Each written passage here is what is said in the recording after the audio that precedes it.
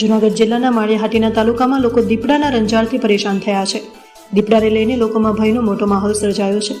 જૂનાગઢના માળિયાહાટીના શહેરની મધ્યસ્થમાં આવેલ ચિત્રકૂટધામ સોસાયટીમાં છેલ્લા 5 થી 6 દિવસથી દીપડાની રંજાળથી ચિત્રકૂટધામ સોસાયટી તેમજ ગામમાં રહેતા લોકો ભયના માહોલમાં મુકાયા છે.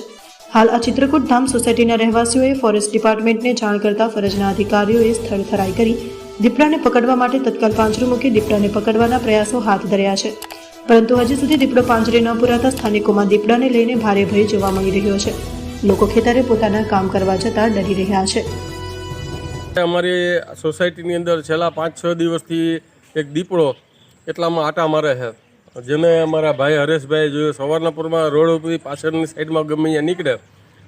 એક દિવસ તો અમે જોયું, 2-3 દિવસ પછી એવું અમે જોયા, પછી ફોરેસ્ટ ખાતાને જાણ કરી. એટલે એ લોકો તાત્કાલિક પગલાં રૂપે તાત્કાલિક અહીંયા આવ્યા, તપાસ કરી, પગેરું જોયું અને તાત્કાલિક અહીંયા પાંજરું રાખી ગયા છે. પણ ગઈ રાતથી આવ્યું દેખાણો નથી.